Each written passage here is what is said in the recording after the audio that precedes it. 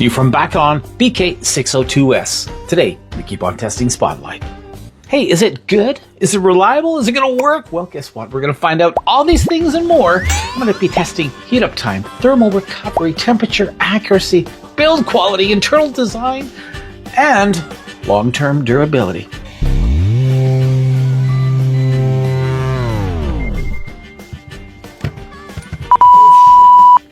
Hot air gun output power, 550 watts.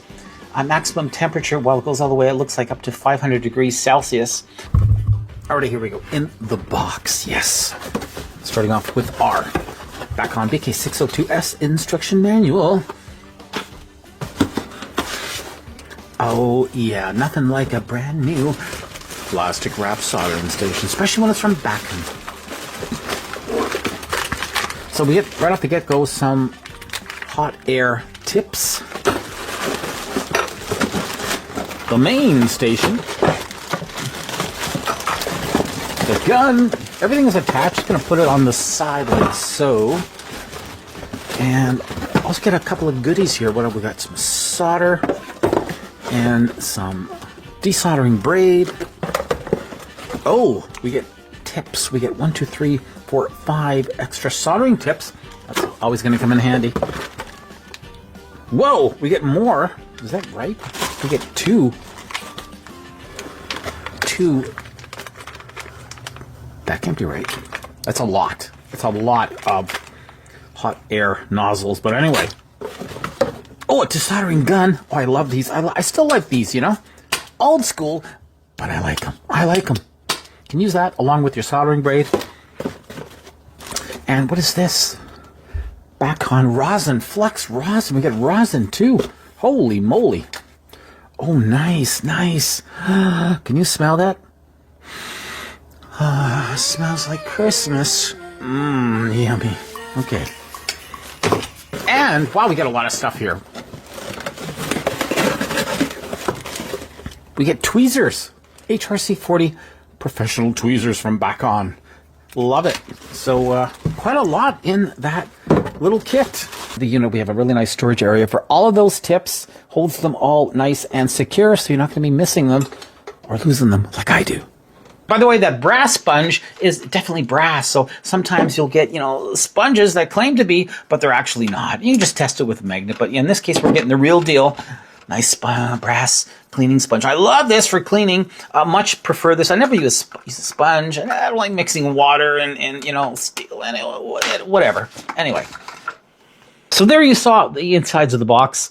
Nothing overly fancy. Pretty standard basically at this price range. Iron handle, T12 style tip. Thank goodness they do give us a really good tip. One of these sort of knife style tips. And I really, really like them. I think they're so handy, especially when it comes to SMD soldering. As a footnote, the hot air gun as well as the soldering iron are both permanently attached to the base of the unit. Yes, permanently attached.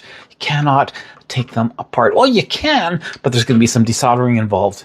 Loving that nice big huge cradle. Look at that. Oh, and this is solid steel as well. One USB port at the very bottom of the unit. USB port puts out 5 volts.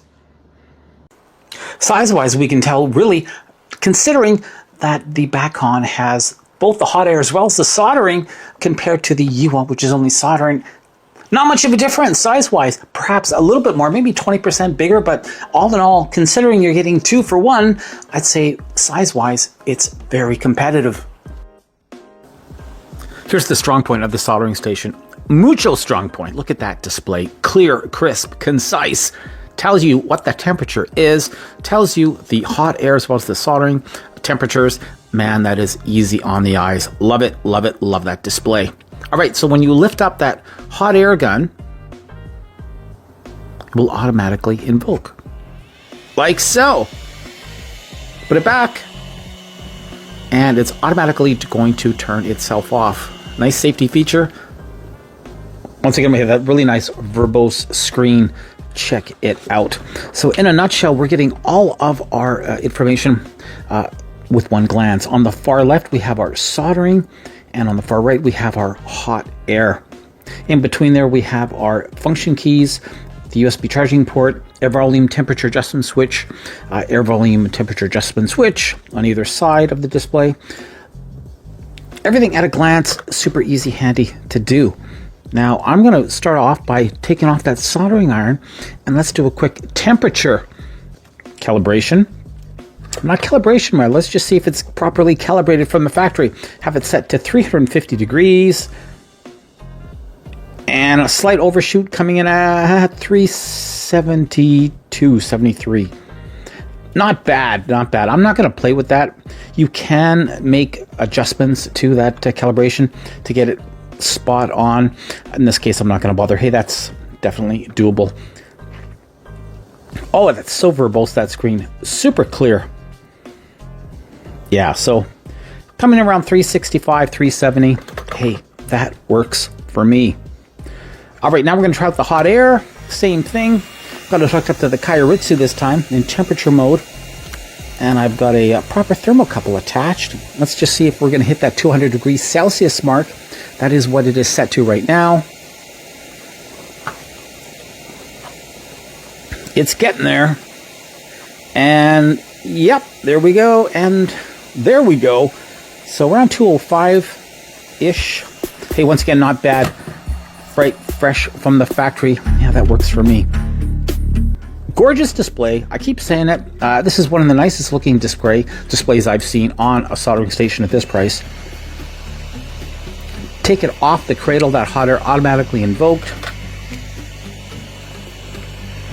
And yes, so is that soldering iron. So, you know, technically, theoretically, you could do both at the same time. If you're like an octopus and you want to do some hot air desoldering and some soldering with the soldering iron, you can do them both at the same time. That is neat. Now, once again, we have those temperature adjusts. We have all sorts of sleep modes. We have the soldering iron sleep display, the soldering iron compensation temperature setting.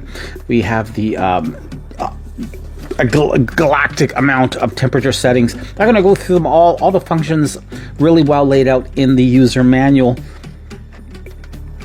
We're sticking with the defaults today. But yeah, it's super easy to adjust. Once again, depending on the hot air or the soldering iron, you hit that calibration button accordingly, and it will invoke the temperature you want. Here we are, for instance, with that hot air station. I'm going to bring it up from 200 degrees Celsius. Let's try, 250? And once we're fine-tuned, boom, it clicks in. F17 is a save point. You can have multiple different saves. So now when you lift up that hot air, it will reach a maximum of 250 degrees Celsius. Hey, those 900M series tips, available everywhere. Now with this one, we're getting 5 and that package. But look at me, I got a host of them, right? So yeah, they're all over the place these days. Not that expensive. About 20 bucks for a set of 8 or 9. 10 perhaps, but I really do like that sort of knife tip for this style of station. The 900M tip has a diameter of 6.5 millimeters, so once it's tinned, it's a lot of space to work with. A lot of space. Hey, look at these tweezers it comes with. They're not bad. They're not too shabby. I'm liking. Do a quick little soldering test here. My little demo board. Got some nice stanol on there. Just gonna tag the side of those ICs. This thing just melts like butter. A lot of temperature coming to those tips. No worry about the flow. All really, really nice. Now, ideally, this is not the proper tip for this kind of work. You want something a little finer. But, you know, you can see it works. It works really, really well. Here's an old multimeter board I'm working on. And I have an issue with that diode and a couple of the transistors. Just see how easy it comes off. And look at that, like butter. Literally, I just touched it and it's coming off. So once again, great flow coming off that tip. Same thing for that IC. Look at that. I mean, literally seconds and it's off. And those old boards, this is about a 35-year-old meter. Those old boards did not use unleaded solder. It's all leaded solder. Once again, with that hot air, same thing. Put that transistor back on. Now you want to make sure that nozzle is always going. You don't want to burn any components. I'd usually use some Capcom tape. In this case, I didn't. But yeah, look at that. Nicely done. Nicely done. Alrighty, here we go now with that power.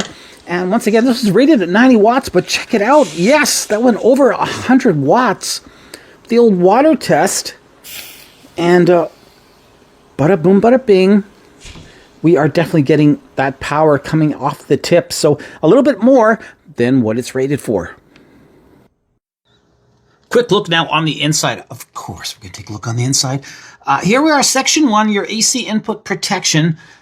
Come in a little bit closer. Look at that glass fuse saying howdy doody.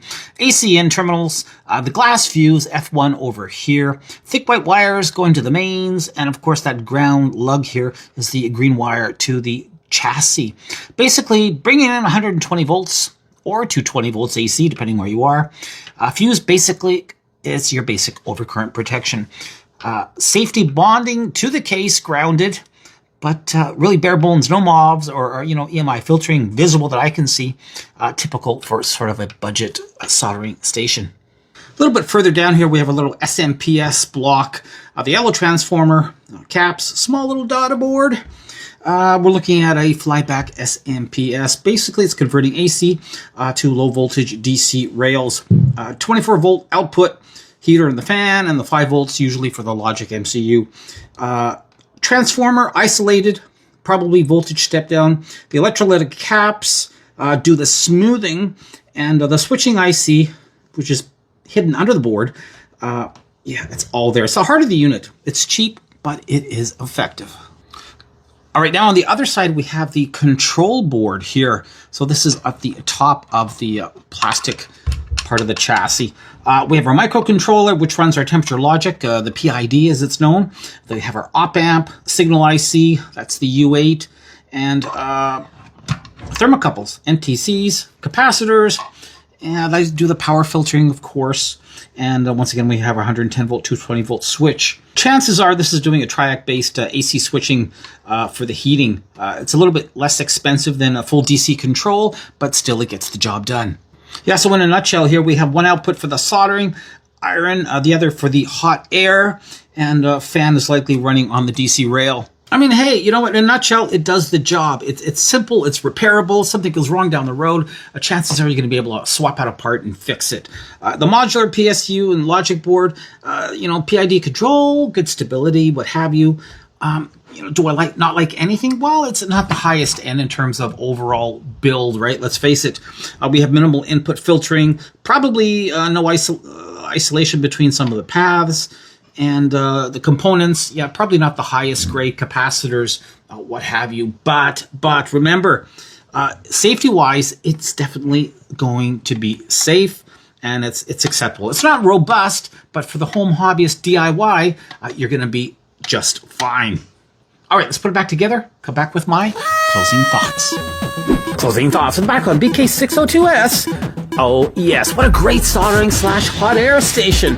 I mean, here we are. 2-in-1 soldering iron, hot air, rework with a 90-watt iron and a 550-watt hot air gun with adjustable temperatures, PID control, LCD display that is absolutely gorgeous. And it supports 900M series tips, which are cheap to buy, and you can get them by the dozens without spending a lot of money. Hey, I am hooked on this soldering station. It's really good. Not only that, Bacon gave us a pretty cool kit here. We got both the soldering braid, we got a hot air sucker, we have pine. I mean, all in all, just a great package to get you started on your soldering journey. And the fact that it's fully integrated, having both tools run from one base unit, is awesome. Quality-wise, what I can see, it is pretty darn good. Front panel has that nice digital display, the independent controls, and everything has worked flawlessly. Super affordable, 2 tools in one. Those 900Ms compatibility-wise are just to die for. Decent power for hobby electronics, and that PID temperature control, hey, it's all you need. Anything bad to say? Well, not really. I mean, the iron isn't as powerful as some of those premium higher-end stations, but then again, you're paying 2-3 times the price. If you're doing SMD rework, PCB repair, I think the BK602S is a great way to get started. For the price, this thing punches way above its weight. The back on BK602S soldering / hot air station gets a solid 4 out of 5 stars. Hey, if you want to see more PCB repair and soldering gear reviews, subscribe, like. I got a lot more tools to tear down, a heck of a lot more to test. Thanks for watching this review, everybody. Till the next one, keep on testing.